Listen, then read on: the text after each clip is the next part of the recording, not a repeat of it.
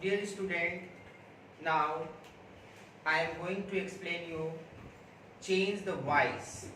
You know, change the voice having the same meaning but the format of the sentence is changed. So it is called the transformation of the sentence. Okay. Now we are going to see here how to change into passive voice. Change the voice. Okay. In the real form of the sentence, like subject plus verb plus object.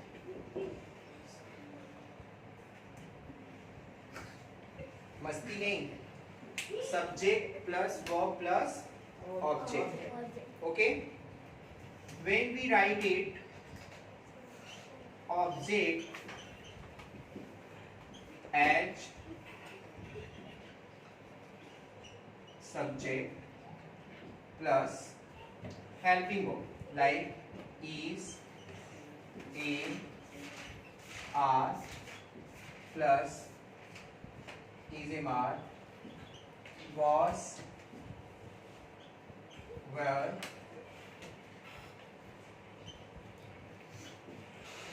plus third form plus by plus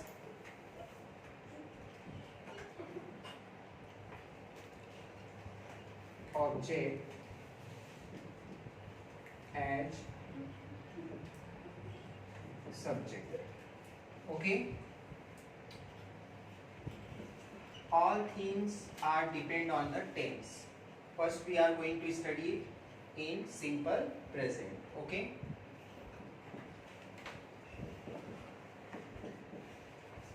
Simple present tense. How we recognize the simple present tense?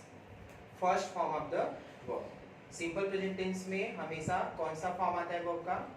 First form. Verb के तीन form होते हैं, first form, second form and third form. Then in simple present tense only first form is used. Okay, any problem? Yes. He writes a letter. Here is the first form. Why it is added here? S. यहाँ पे S क्यों आया? क्योंकि ये he है। Simple present tense में he, she, it and name के साथ वर्ब में S और es ऐड हो जाता है। ठीक है, तो यहाँ पे s लगा हुआ है। अब यहाँ पे अगर हमें इसे पैसिव वॉइस में चेंज करना है तो ये अ लेटर को सब्जेक्ट बनाना है। फर्स्ट फॉर्म दिखेगा तो आपको तीन हेल्पिंग वर्ब में से किसी एक को रखना है, इज, एम, आर। तो इज, एम, आर रखने के लिए अगर हमारा ऑब्जेक्ट सिंगुलर है तो इज रखिए, अ लेटर इज। राइट का थर्ड फॉर्म क्या होता है? रिटेन। क्या होता है? रिटेन। फिर आपको बाय लगाना है पैसिव में और इस सब्जेक्ट का ऑब्जेक्ट लिखना है, तो ही का ऑब्जेक्ट हिम होता है। ठीक है, तो अभी हम लोग कंफर्म कर लेते हैं, एक सेंटेंस और लिखते हैं। They play football. They play football. अब यहाँ पे देखो, ये सब्जेक्ट, ये वर्ब, ये ऑब्जेक्ट। तो ऑब्जेक्ट को यहाँ लेना है और ये स्मॉल लेटर से स्टार्ट है तो हमें इसे कैपिटल लेटर में लिखना होगा। तो यहाँ पे क्या लिखेंगे? फुटबॉल। ये फर्स्ट फॉर्म है तो ये भी सिंगुलर है, तो यहाँ पे क्या आएगा? इज। तो football is. What is the third form of play? Played. played, and here by, and what is the object of they? Them. Okay, now we look here, subject and object. he कौन सा object बनाएगा? him. she कौन सा object बनाएगा? her. it कौन सा object बनाएगा? it. I कौन सा ऑब्जेक्ट बनाएगा? me. they कौन सा ऑब्जेक्ट बनाएगा? them. you कौन सा ऑब्जेक्ट बनाएगा? you. we कौन सा ऑब्जेक्ट बनाएगा? us. Okay, we should write if we find in the sentence this object here after the verb, then we should write the subjective form, and we find when subjective form we have to change it to objective case. Any problem? Like this, see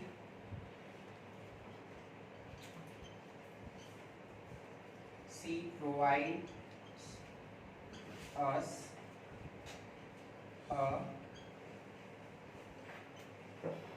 message.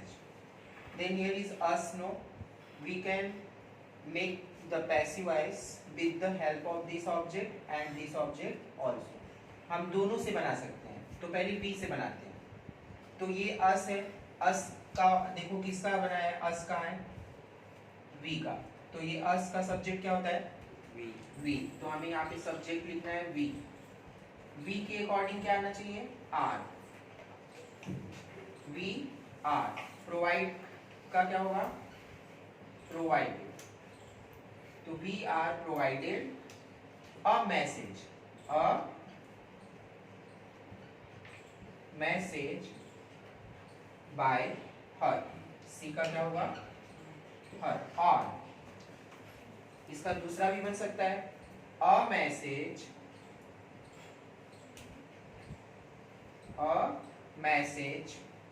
is provided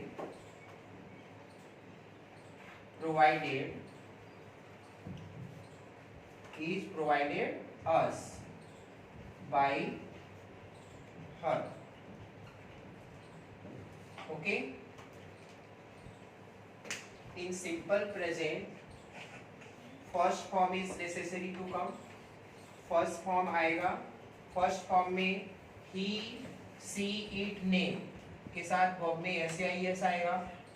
confirm? Any problem?